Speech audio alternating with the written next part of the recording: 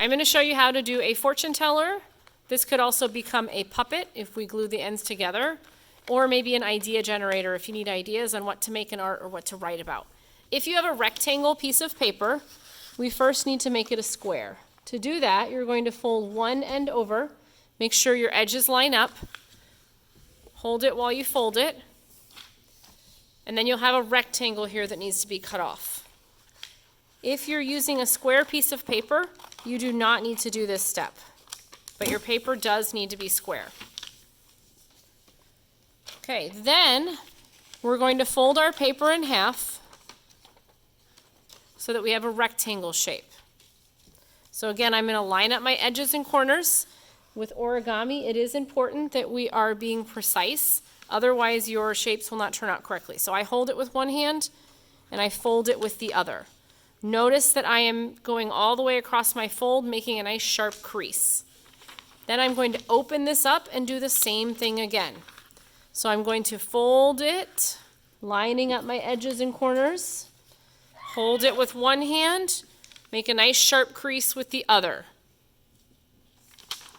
Then when I open it up, I'm looking for this X here. Now I'm going to take each corner and I'm going to fold it to the center. And I'm actually going to make a little dot on this paper so that you can see where my center point is.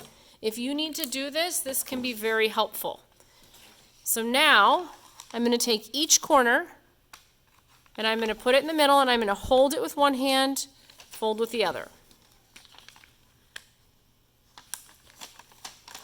You need to make sure there's a space between your folds.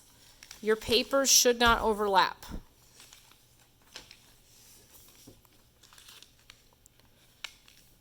Once you have folded all four corners, you should have a smaller box with triangles meeting in the middle.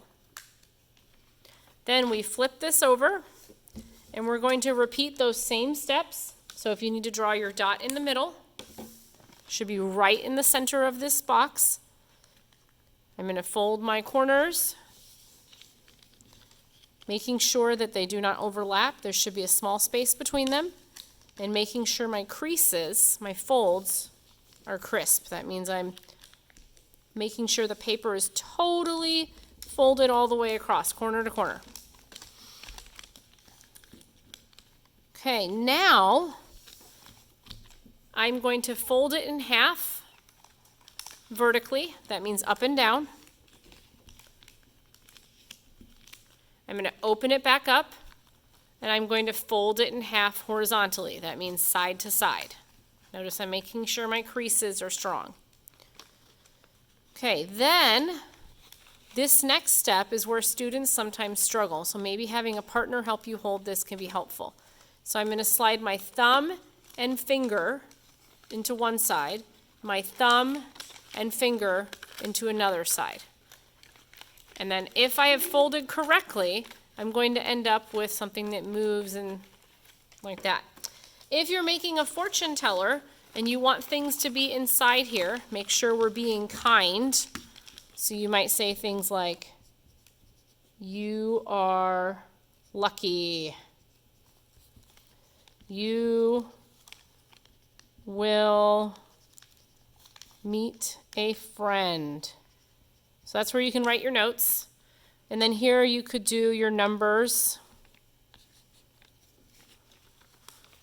Okay, and then out here, you can also do your numbers. Or if you wanted this to be an idea generator, you could say something like, "Draw a silly creature." And that way, if somebody needed ideas in art, you could go through the numbers and they could have a great idea from you. If you wanted this to be a puppet, you can put glue in between two of these. You can make eyes.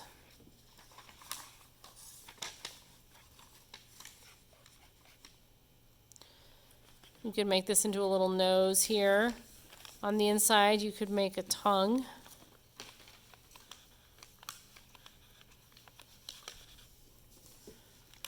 And then when you open it and shut it, it's a puppet head.